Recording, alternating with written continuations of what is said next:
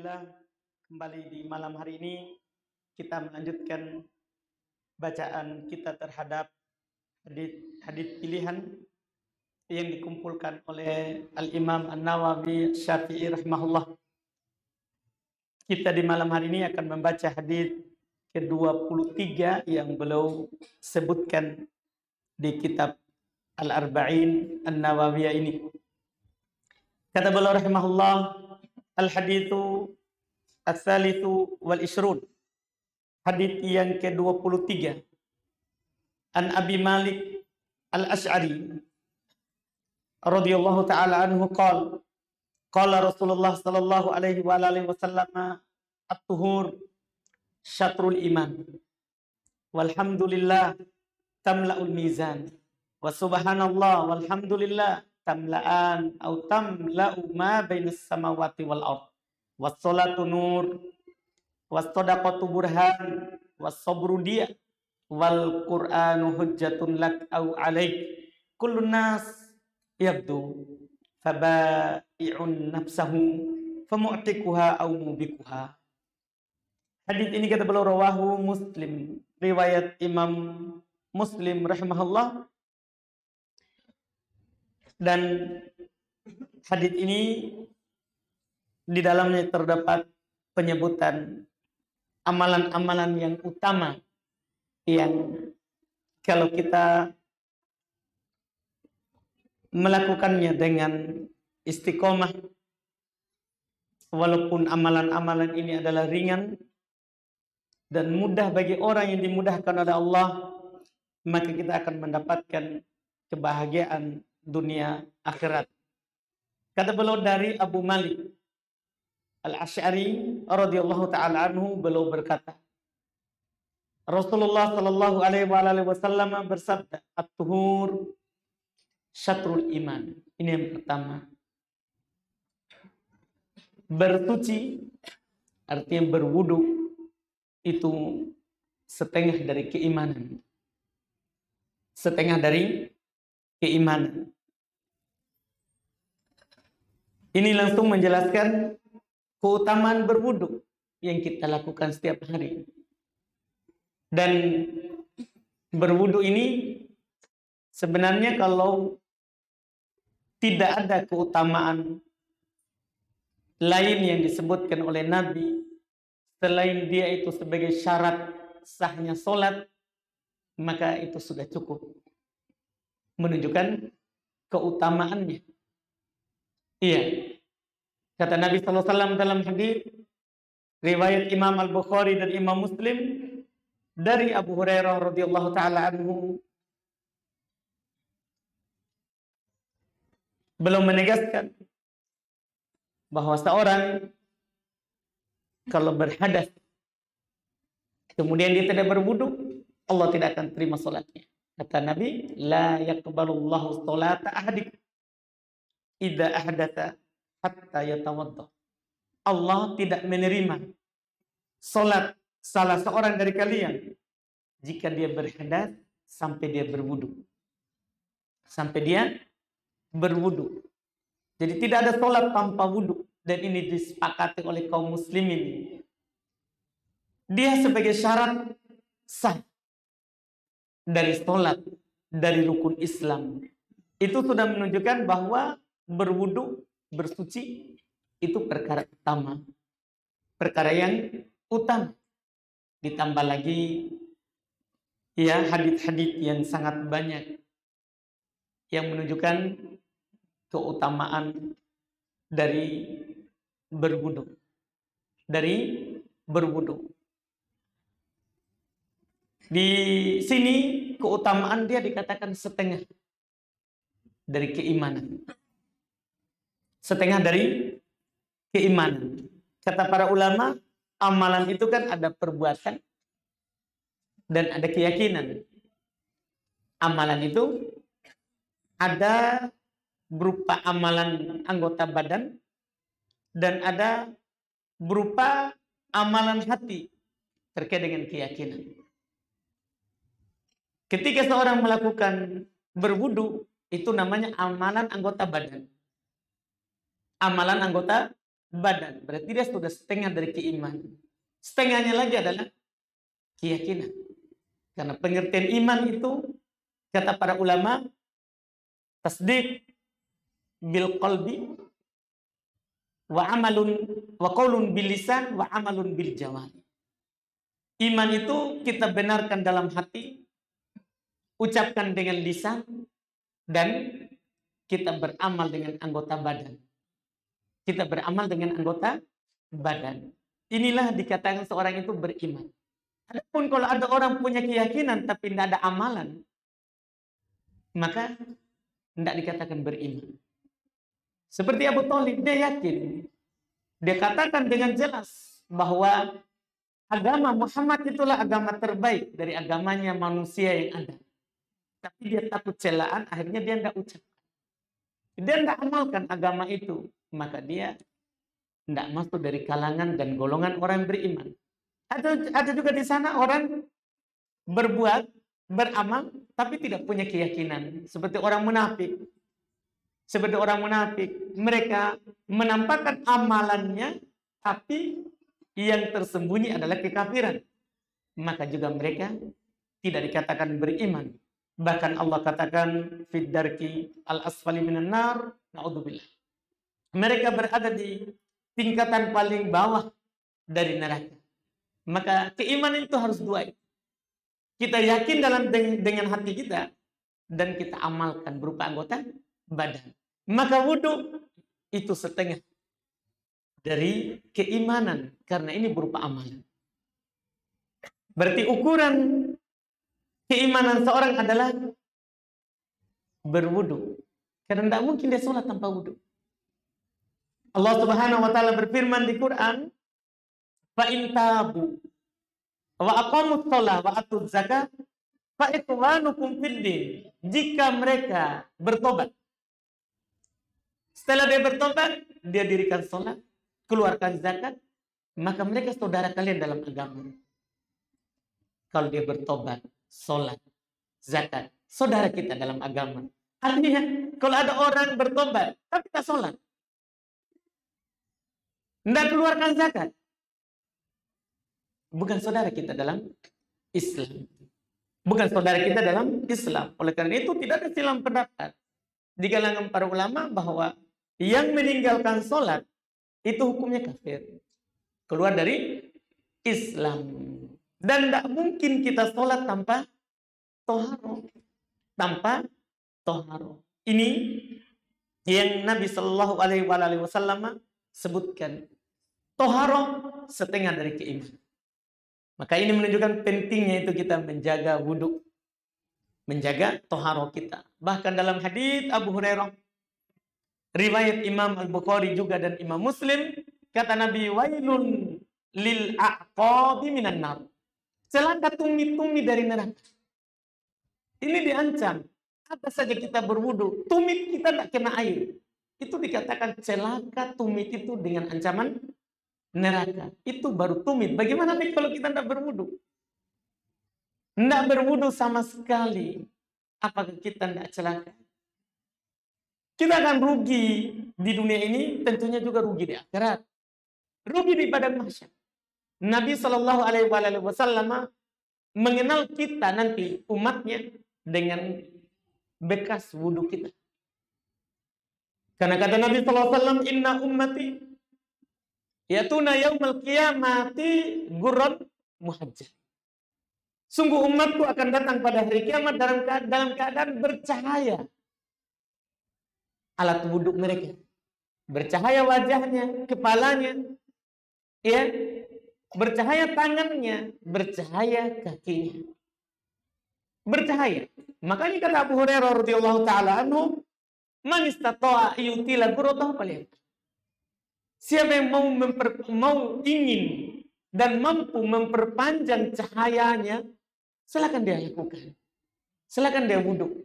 Makanya Abu Hurairah kalau berwudhu, kan wudhu itu sampai ke siku. Siku ini masuk, tapi dia kasih lewat. Dia kasih lewat di lebih dari siku.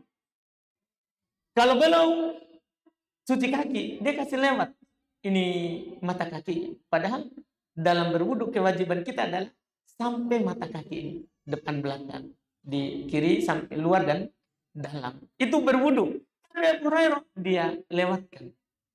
Dia lewatkan. Karena kenapa? Beliau ingin cahaya dari badan itu hari kiamat adalah panjang. Adalah panjang. Ini keutamaan. Kalau kita tidak berwudu, otomatis kita tidak sholat. Cahaya apa yang dilihat dari kita?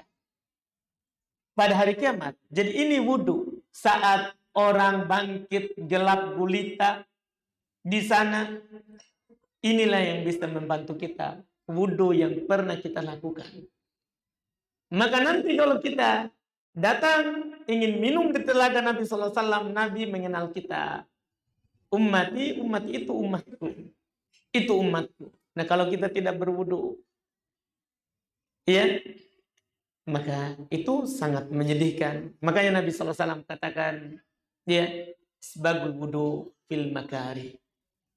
Beliau tetap menganjurkan berwudu dengan sempurna pada saat udara itu kita tidak suka. Kita susah menyempurnakan wudu. Misalnya dingin yang sangat atau panas yang sangat. Susah kita ingin sempurnakan wudu, maka Nabi menganjurkan di situ sempurnakan. Karena itu keutamaannya besar. Dan kalau kita berbicara tentang wudu ini, tentunya tidak habis keutamaannya. Berwudu, ya, keutamaan terakhir yang bisa kita sebutkan adalah sebab masuk surga. Berwudu itu adalah sebab, ya, kita masuk ke dalam surga. Iya, kita maklumi bersama, Nabi SAW mendengar suara sandalnya Bilal di surga. Nabi bertanya kepadanya, amalan apa kamu lakukan? Iya, amalan apa yang kamu lakukan? Maka di antara yang dia sebutkan adalah dia selalu berwudu. Kalau batal berwudu dan sholat rakaat, sholat wudu. Itu yang dia lakukan. Iya, bukan berarti Bilal melakukan perkara baru dia berwudu. Enggak, memang Nabi sudah anjurkan berwudu. Nabi sudah anjurkan berwudu, terus dia jaga wudu itu. Dia jaga wudu itu. Maka dia didengar sandalnya, suara sandalnya di surga. Ini keutamaan dari menjaga toharoh. Kemudian berikutnya kata beliau, walhamdulillah tamla'ul mizan. Ucapan alhamdulillah itu akan memenuhi timbangan pada hari kiamat. Ini keutamaan mengatakan alhamdulillah. Nabi dalam praktek kehidupan itu beliau sallallahu alaihi wasallam selalu mengucapkan alhamdulillah. Segala puji hanya milik Allah. Di saat senang ataupun di saat susah. Kata Aisyah radhiyallahu taala anha, istri beliau, karena Nabi sallallahu alaihi wasallam adalah Nabi kita Muhammad sallallahu alaihi wasallam, kalau beliau ditimpa oleh perkara yang membahagiakan, beliau berkata alhamdulillah. Bini'matihi tatimmu sholihat. Segala puji bagi Allah. Dengan sebab nikmatnya segala kebaikan itu sempurna. Segala kebaikan itu sempurna. Dan kalau beliau ditimpa oleh hal yang tidak mengenakan, karena Nabi Allah bukan berarti orang yang tidak pernah lepas dari ujian. Beliau pernah terluka, dilempar oleh kaumnya, belum pernah ditombak di perang Uhud, patah gigi beliau sallallahu alaihi wasallam, tapi Nabi tidak pernah berkeluh kesah. Beliau selalu bilang alhamdulillah ala kulli hal. Alhamdulillah di atas setiap keadaan. Kenapa selalu alhamdulillah? Karena ucapan ini kata Nabi tamlaul mizan. Itulah yang akan memenuhi timbangan kita nanti di hari kiamat. Ini amalan ringan tapi berat di timbangan. Dalam hadis riwayat Al-Imam Al-Bukhari juga Muslim di Abu Hurairah, dari Abu Hurairah radhiyallahu taala anhu, Nabi sallallahu alaihi wasallam bersabda, subhanallah wa bihamdihi, subhanallahil azim, itu adalah kalimatan habibatan ila rahman, thaqilatan fil mizan, khafifatan ala lisan. Kalimat subhanallah, maha suci Allah, wa bihamdi, dan maha terpuji Allah. Kemudian subhanallahil azim, maha suci Allah yang maha agung. Ini dua kalimat yang dicintai oleh Ar-Rahman, berat di timbangan, ringan di lisan. Mudah kita ucapkan di mana saja, kapan saja. Saat kita berjalan, berlari, duduk, berbaring, kita bekerja, ya, kita melakukan kegiatan sehari-hari kita, mudah kita katakan alhamdulillah. Mudah kita ucapkan. Subhanallah wa bihamdih. Subhanallahi al-azim. Ini ia akan memenuhi timbangan kita pada hari kiamat. Kemudian yang ketiga kata beliau, wa subhanallah. Ini yang tadi. Walhamdulillah tamla'an. Kedua ini akan memenuhi timbangan au tamla'u ma bainas samawati wal ardh, atau bahkan akan memenuhi antara langit dan bumi.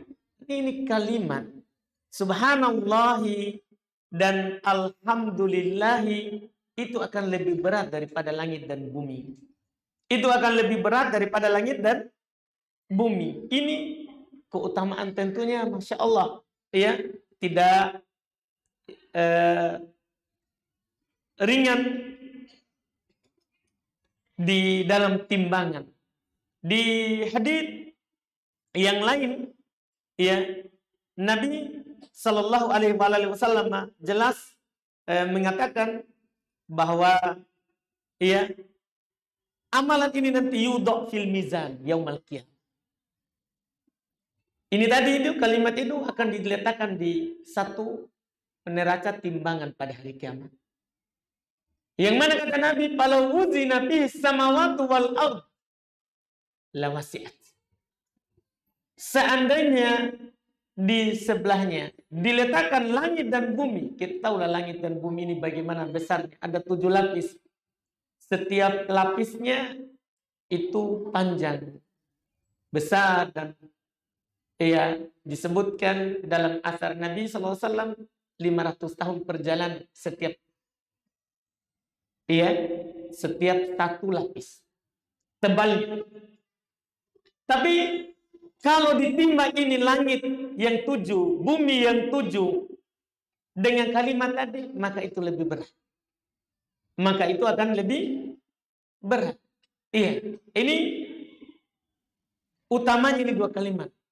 Subhanallah walhamdulillah.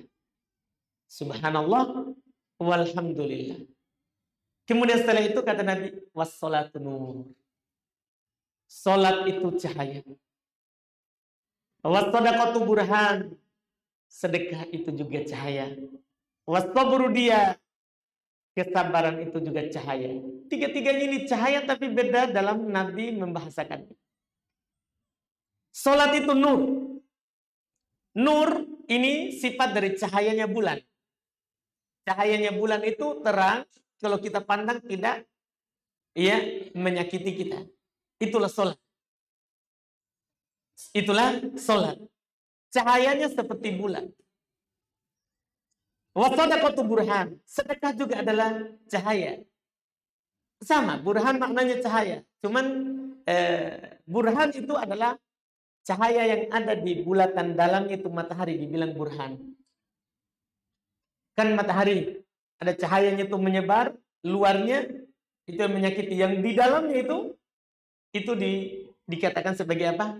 Burhan. Itu cahaya juga namanya, tapi namanya burhan. Wasabru dia. Sementara sabar adalah cahaya juga. Cuman sabar ini pakai dia. Dia itu cahayanya matahari itu yang di luar. Yang di luar. Kata para ulama, karena kesabaran itu butuh kita menahan diri kita, dalam melakukan perintah, dalam meninggalkan larangan, dalam menahan hal cobaan takdir yang menyakitkan, maka dia akan menyakitkan. Itulah makanya cahayanya adalah seperti cahaya matahari yang panas. Seperti cahaya matahari yang panas. 3 amalan ini semua disebutkan oleh Nabi kita Muhammad SAW cahaya. Cahaya di mana?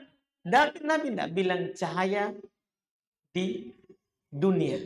Atau Nabi tidak bilang cahaya di akhirat. Kenapa? Apa faedahnya? Kata para ulama, li umumi nurihinna liddaroin. Karena umumnya cahaya 3 amalan ini untuk 2 negeri. Negeri akhirat, sebelumnya negeri dunia. Salat cahaya untuk kita di dunia ini. Sedekah cahaya untuk kita di dunia ini. Kesabaran juga cahaya untuk kita di dunia ini. Kalau di dunia ini, kalau kita berbicara tentang bagaimana ini salat, sedekah, sabar, tentunya bermacam-macam yang didapatkan oleh orang yang bisa menjaganya. Tapi kita cukup membicarakan sekarang, menyebutkan sedikit di akhirat. Salat adalah cahaya untuk kita di akhirat. Kenapa bisa nanti menjadi cahaya? Karena inilah yang akan ditanya pertama kali. Kata Nabi SAW, awwalu ma yuhasabu bihil abdu yaumal qiyamah as-salat. Yang pertama sekali yang akan ditanya oleh Allah kepada seorang hamba di hari kiamat, salat. Ini hadis Anas. Idza salat sairul amal. Kalau salat itu baik, benar, maka baik seluruh amalannya. Wa idza fasadat, kalau rusak salatnya, fasada sairu amali. Rusak seluruh amalannya. Berarti salat yang akan menerangi amalan kita yang lain. Kalau salat kita tidak benar, tidak sesuai dengan apa yang Nabi ajarkan dan tidak ikhlas, maka hancur kita. Percuma amalan kita yang lain. Ini yang pertama. Kemudian wassadaqatu burhan, sedekah burhan. Cahaya bagi kita. Karena setiap dari orang yang bersedekah akan dinaungi oleh sedekahnya pada hari kiamat. Akan dinaungi. Oleh sedekahnya di padang mahsyar, belum lagi yang dijanjikan di dalam surga.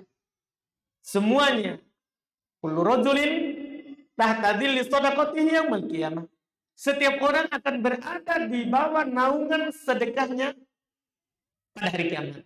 Bahkan ketika Nabi SAW menyebutkan 7 golongan yang mendapatkan naungan di hari yang tidak ada naungan kecuali naungan dari Allah Subhanahu wa taala, Nabi sebutkan adalah rajulun tasaddaqa bi shadaqatin fa'akhfah. Seorang lelaki yang bersedekah dengan sebuah sedekah, terus dia tidak ceritakan, dia sembunyikan. Sampai kata Nabi, hatta la ta'lama shimaluhu ma tunfiqu yaminuhu. Sampai tangan kirinya tidak tahu yang disedekahkan oleh tangan kanannya. Sedekah yang hanya dia dan Allah yang tahu. Hanya dia dan Allah yang tahu. Ini keutamaan. Siapa mau mendapatkan keutamaan itu, silakan melakukan hal yang seperti itu. Dan itu bisa menjaga keikhlasan. Karena sekarang ini bahaya kalau kita terang-terangan. Kita tidak akan lepas dari kadang dia mau dilihat, mau didengar. Kadang kita tidak bebas kalau kita kasih sedekah. Terus sebentar diumumkan. Bisa saja kita muncul rasa bangga. Tidak ada namanya tapi dibilang saya itu. Sama juga, itu namanya sudah berbangga. Ujub berbangga ketika bersedekah itu bahaya. Menggugurkan sedekah. Maka sedekah ini adalah burhan. Cahaya juga untuk kita. Demikian pula kesabaran. Kesabaran juga adalah cahaya. Karena kesabaran ini siapa yang diberikan oleh Allah Subhanahu wa taala, maka dia diberikan hal yang tidak ada lagi yang lebih baik daripada itu. Kata Nabi SAW dalam hadits Abu Hurairah, "Wa man yatasabbar yusabbirullah." Siapa yang berusaha melatih dirinya untuk bersabar, maka Allah akan membuatnya sebagai seorang yang penyabar. Wa ma utiya ahadun khairon ausa' minas sabr. Tidaklah seorang itu diberikan kebaikan yang lebih baik dan lebih luas daripada yang namanya bersabar. Karena kesabaran pahalanya itu tanpa batas. Kata Allah, innama yuwaffas sabiruna ajrahum bighairi hisab. Tiada lain, orang-orang yang bersabar akan diberikan pahalanya di sisi Allah tanpa batas. Sabar adalah cahaya. Ini yang dikatakan oleh Nabi Sallallahu Alaihi Wasallam. Kemudian setelahnya masih ada, ya kita insya Allah lanjutkan lagi di pertemuan akan datang, yaitu Quran hujjatun lak au alaik kullu nas yagdu faba'id nafsahu famuqtikuha au mubikuha. Ini insya Allah di pertemuan yang akan datang.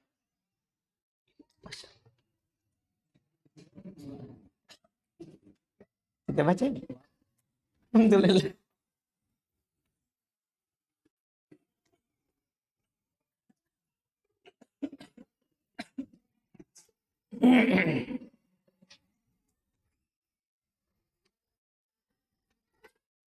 Bagaimana hukum dan ancaman orang yang melakukan homoseksual dan lesbian? Karena perbuatan tersebut banyak melakukan dan dianggap remeh. Apakah masuk dosa besar atau kecil? Dosa besar. Dosa besar. Ketika Allah Subhanahu wa ta'ala menyebutkan ciri orang beriman di surat Al-Mu'minun. Kita bisa baca surat Al-Mu'minun dari ayat pertama sampai ayat yang disebutkan tadi. Yang mana kalau kita bersifat dengannya, maka kita adalah penduduk surga. Maka kita adalah penduduk surga. Jadi Allah katakan di awal, qad aflahal mu'minun. Sungguh telah beruntung orang yang beriman itu. Setelah itu disebutkan cirinya. Alladzina hum fi salatihim khashi'un. Mereka adalah yang pertama yang khusyuk dalam salatnya. Yang kedua, walladzina hum 'anil lagwi mu'ridun. Ini yang kedua, sifatnya. Mereka adalah orang-orang yang menjauhkan diri mereka dari perkara yang sia-sia. Sifat yang ketiga, walladzina hum lizzakati fa'ilun. Mereka orang yang mengeluarkan zakat. Yang keempat, ini yang kita maukan. Walladzina hum li furujihim hafidun. Mereka adalah orang-orang yang menjaga kemaluannya. Yang menjaga kemaluannya. Illa, kecuali ala azwajihim, kepada istrinya.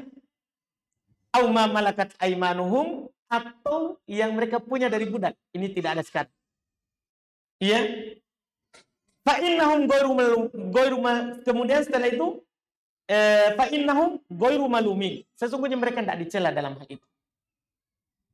Faman ibtago ghairu waro adalik. Siapa yang mencari selain itu? Selain dia tidak menjaga kemaluannya kecuali pada istri atau budaknya. Siapa yang mencari selain itu? Dia melakukan syahwatnya selain kepada istrinya. Masuk di dalamnya tadi. Yang disebutkan oleh penanya. Apa kata Allah? Fa'ulaika humul adun. Dan maka mereka itulah orang yang melampaui batas. Orang itu yang melampaui batas. Makanya kata Nabi SAW, man yadman li ma baina lahyaihi wa ma baina rijlaihi hatman lahul jannah. Siapa yang bisa menjamin untukku, menjamin kepadaku apa yang di antara kedua kakinya, yaitu kemaluannya, dan apa yang di antara kedua tulang pipinya, yaitu mulutnya, lisannya, maka saya jamin untuknya surga. Saya jamin untuknya surga. Artinya kebalikannya, bahaya itu neraka. Nabi pernah ditanya, yang paling banyak memasukkan orang ke dalam neraka. Kebanyakan orang masuk neraka itu karena apa?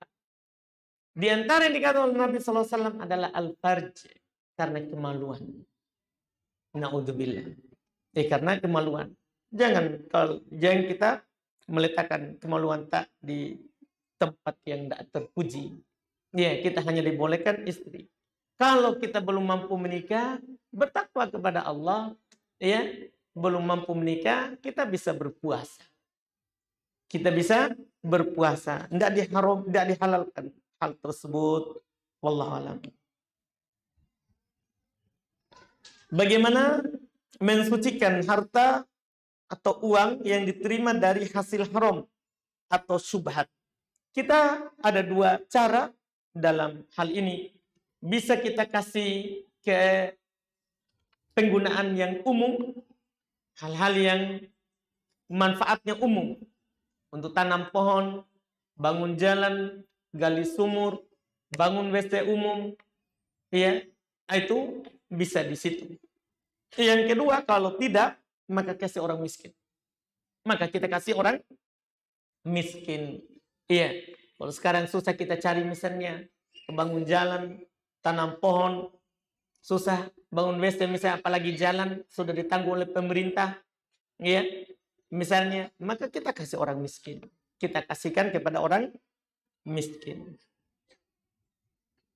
Kemudian berikutnya, bila mana sudah haid, lalu campur sama suami. Tapi setelahnya ternyata ada flek lagi, sisa haid. Kadang-kadang haid selesai di hari ke-5 atau ke-6 dan ke-7. Iya. Bagaimana nih itu, Ustaz? Apakah itu termasuk dosa? Dan jika tidak, alhamdulillah. Dan jika iya, bagaimana menebusnya? Iya. Jadi ini terkait dengan flek, ya, yang warna kekuningan atau yang warna coklat, apakah itu masuk dalam haid atau tidak? Maka tergantung. Kalau itu keluar setelah tanda suci keluar, kita sudah keluar tanda suci, yaitu cairan yang warna putih, tidak ada fleknya. Kemudian kita mandi. Setelah itu campur sama suami, keluar flek, maka itu bukan haid. Maka itu bukan haid. Dan ya halal hubungan suami istri tadi, tidak ada dosa sama sekali, tidak ada dosa sama sekali. Tapi kalau keluarnya sebelum keluar tanda suci, itu fleknya itu belum ada tanda suci, memang belum suci. Seorang hanya tadinya darah, kemudian mulai berkurang sampai flek tadi yang warna kecoklatan, ya, sebelum keluar tanda sucinya. Dan belum selesai masa haid yang biasa di haid padanya, maka ini dianggap haid. Kalau dia bercampur, berhubungan dengan itu, maka dia berdosa. Maka dia berdosa, melanggar perintah Allah Subhanahu wa taala. Allah berfirman, "Wa yas'alunaka 'anil mahid." Mereka bertanya kepada kamu tentang haid. "Qul huwa ada fa'tazilun nisaa fil mahid." Katakan itu darah najis, jauhi perempuan saat di haid. Jauhi di mana? Jauhi di tempat yang bercocok tanam. Adapun selainnya halal. Kata Nabi sallallahu alaihi wasallam, "Isna'u kulla syai'in illa nikah." Lakukan segala sesuatu kecuali yang satu itu. Artinya boleh kita melakukan apa saja terhadap istri kita, suami istri, ya, kecuali apa namanya? Apa kira-kira yang halus-halus sedikit? Campur. Kecuali campur. Baik, kecuali campur. Baik, itu yang tidak boleh. Nabi istrinya pernah haid, beliau katakan pakai sarung, kemudian belum mencumbui. Belum cumbui istrinya. Jadi itu menunjukkan bahwa haram kalau kita saat haid untuk mencumbuinya di situ. Campur, kata teman saya di samping. Kemudian pertanyaan berikutnya, bolehkah sholat jenazah tanpa berwudu? Soalnya waktu sholat jenazah mau dilaksanakan, tapi banyak jamaah antri di tempat wudu. Tidak boleh. Sholat jenazah itu sholat. Tidak ada sholat tanpa wudu. Tidak ada sholat tanpa wudu. Tidak sah sholat jenazah tanpa wudu. Apakah investasi saham termasuk riba? Beli saham dengan di harga murah, jual di harga tinggi. Apakah termasuk transaksi riba? Mohon penjelasan. Tergantung dulu saham apa. Kalau saham yang kita beli maksudnya adalah nilainya emas, nilainya dolar yang kita beli, riba. Kalau hanya beli sahamnya, karena syarat beli emas, beli dolar, mata uang, harus dipegang. Harus kita terima dulu, baru boleh kita jual. Baru boleh kita jual. Sekarang kalau kita beli saham kan berarti kan kita hanya masukkan uang. Tidak ada barang yang kita terima. Maka itu adalah riba. Kalau barangnya riba. Tapi kalau sahamnya bukan berupa barang riba, bukan berupa emas, perak, dolar, bukan. Tapi berupa barang biasa, bukan barang riba. Iya, ada barang produksi misalnya. Contohnya. Oh, semen. Baik. Masya Allah. Cepat sekali Bapak. Jadi ada orang main sahamnya apa? Orang semen misalnya. Bukan riba. Karena ini barang bukan barang riba. Tidak harus dia pegang dulu semennya baru boleh dia jual. Tidak harus. Iya. Kalau bukan barang riba silakan melakukannya. Jadi tidak bisa itu dibilang saham langsung kita bilang apa? Haram. Tidak, dilihat dulu. Dia main saham apa baru kita jawab. Wallahualam.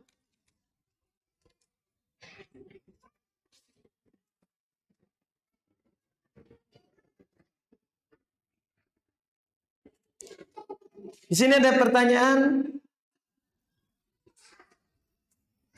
mengapa pelaku isbal dikatakan Nabi sebagai penghuni neraka? Dan mengapa orang isbal dikatakan sebagai orang sombong? Masya Allah. Baik. Iya. Jadi dua hadis ini yang disebutkan, yang dibaca oleh penanya. Hadis pertama, Nabi katakan ma'asfala minal ka'bain minal izar fafinnar. Apa yang di bawah mata kaki itu bagiannya neraka. Demikian pula hadis yang lain, ya, bahwa orang yang isbal itu dibilang orang yang sombong. Pertanyaannya, kenapa dikatakan sebagai penghuni neraka? Kenapa dikatakan sebagai penghuni neraka? Karena dia tidak taat Nabi. Itu jawabannya. Karena dia tidak taat Nabi. Karena Nabi SAW dalam hadits Abu Hurairah, riwayat Imam Al-Bukhari, kullu ummati sayadkhuluna al-jannah. Semua umatku pasti masuk surga. Kalau dibilang umat Nabi, itu pasti surga. Illa man aba. Kecuali yang tidak mau. Dia sendiri tidak mau masuk surga. Iya, dia sendiri tidak mau masuk surga. Fakila, maka dikatakan kepada Nabi, man ya aba ya Rasulullah. Siapa itu yang tidak mau masuk surga? Siapa itu yang tidak mau masuk surga? Kata Nabi, man ato'ani dakhulal jannah. Waman asoni faqad aba. Siapa yang taat kepadaku, itu dibilang masuk surga. Tapi siapa yang tidak taat kepadaku, itulah dia yang tidak mau. Berarti kalau tidak mau, tidak taat Nabi, tidak mau masuk surga berarti kita. Inilah dibilang diancam neraka. Karena Allah perintahkan kita di Quran, wa ma'atakumur rasulu fakuduh, wa manahakum anhu pantahu. Apa yang dibawa oleh Rasul, ambil. Dan apa yang dilarang oleh Rasul, maka tinggalkan. Maka tinggalkan. Juga Allah Subhanahu wa taala katakan kepada nabinya, qul, katakan wahai Muhammad, in kuntum tuhibbunallaha fattabi'uni. Jika kalian mencintai Allah, ikuti saya, kata Nabi. Yuhibbukumullah, maka Allah akan mencintai kalian. Tapi kapan ada orang bilang saya cinta kepada Allah tidak ikut Nabi, maka Allah tidak akan mencintainya. Allah tidak akan mencintainya. Maka ini adalah sebabnya. Adapun yang kedua, mengapa orang isbal dikatakan sebagai orang sombong? Karena mau menerima kebenaran. Sombong itu kata Nabi ketika belum menjelaskan makna sombong. Sombong itu adalah batorul haqqi wa gomtun nas. Sombong itu adalah menolak yang benar dan merendahkan manusia. Sebagian kita mungkin bilang sombong itu kalau kita rendahkan orang. Tidak. Sombong juga itu menolak hadis. Menolak hadis, menolak ayat. Ada seorang di masa Nabi SAW, dia sedang makan pakai tangan kiri. Dia sedang makan pakai tangan kiri.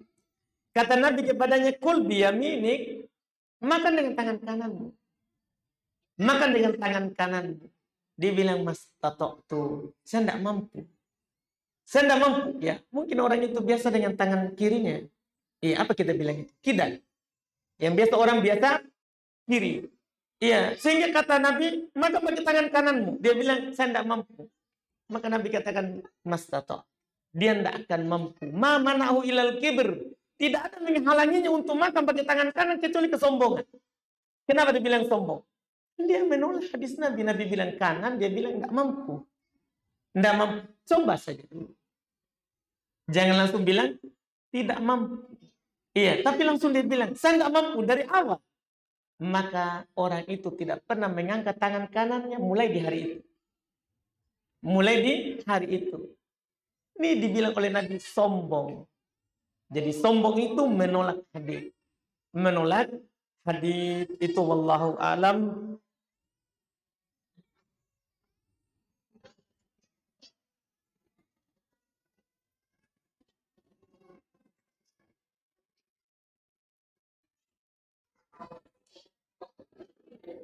Apa hukum ilmu kebal? Dan cara mengalahkan orang yang suka pamer ilmu kebal.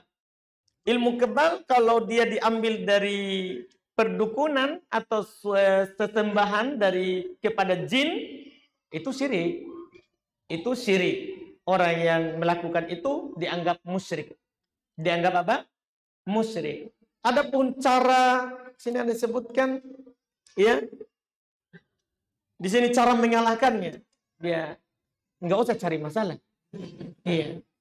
Kemudian tapi kalau kita memang orang itu menantang, bacakan saja Al-Quran. Bismillah. Kita baca ayat kursi, insya Allah setannya akan lari dan dia tidak kebal lagi. Dan dia tidak kebal lagi. Cuma silanya. Alhamdulillah. Cukup katanya. Alhamdulillah. Kita cukupkan, insya Allah kita lanjut lagi di pertemuan akan datang. Semoga apa yang kita ambil di malam hari ini ada manfaatnya. Subhanallah hamdik. Asyhadu an la ilaha illa anta astaghfiruka wa atubu ilaik. Assalamualaikum warahmatullahi wabarakatuh.